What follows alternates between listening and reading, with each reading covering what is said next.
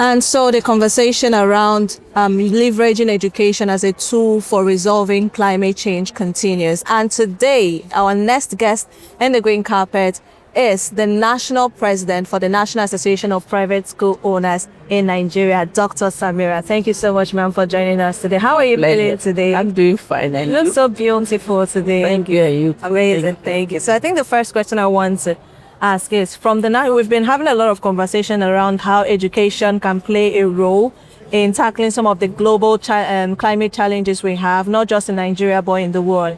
Now, from a national perspective, what are some policies can you educate us on some policies that have been put in place, or you think that should be put in place to enable us collaborate better, that is the public, private sector, collaborate better in protecting our planet? Thank you very much for having me. Actually, education today for us is not just about the academics. Yeah. It's about life, generally. And if anything to be, we have to protect our environment, our planet. We don't have another planet, and it's a beautiful planet that we are on. Because we need to do that, our curriculum must embrace so much that it is not only focused on those subjects that we feel are for examination purposes. Even then, if they do, the content can accommodate and embrace content and learning experiences for children to start learning that this is their planet and it is their duty to protect that planet and make it work.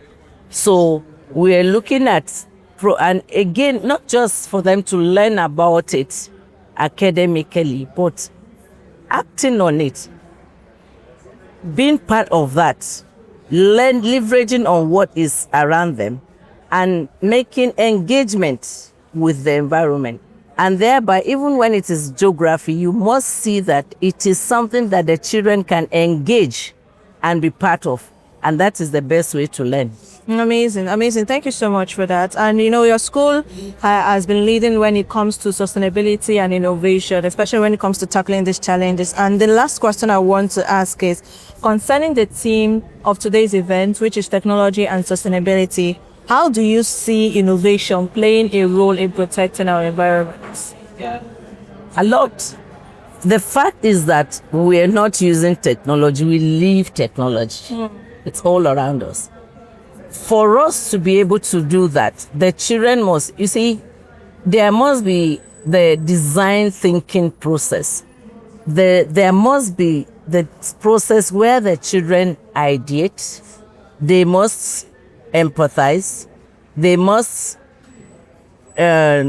produce prototype, they must test for sustainability, and they must act on whatever they are doing. So that design thinking process actually brings to bear what we are doing. And because we need to use technology, again, even the technology, we must use it very well so that the emission and everything don't affect whatever we are doing and ourselves and our health, our planet and our society. I think the follow-up question today is because you mentioned about making sure we use technology in the right way so that we are seriously protecting the planet and not adding to the problems of climate change. What are some of the right ways that you think we can leverage technology more positively than negatively? There are quite a whole lot. For instance, we know that children are very curious. So the first thing to do is to ensure that we have security around what they do when they're using technology and guidance. And when you guide them and you make them very engaged purposefully, there is no way they start thinking of other things. And when they do too, you ensure that even the way they are taking care of themselves, they take care of the devices. Most of the time, some of them clock their devices, they are charging their devices. At the same time, they are using the devices quite dangerous. Sometimes they overcharge the devices it runs the battery down, and it costs another money for expense for their parents or the school. So there are lots of this, and these policies must be put down in guidance. Again, of course, there is no way you say that children will not jailbreak. When they do, find out why they do. And for the jailbreakers, they must have something very intelligent, very good up there. So instead of channeling it towards negativity, give them tasks. It means they are ahead of others. Give them tasks that will make them to do what is necessary rather than doing the negative thing.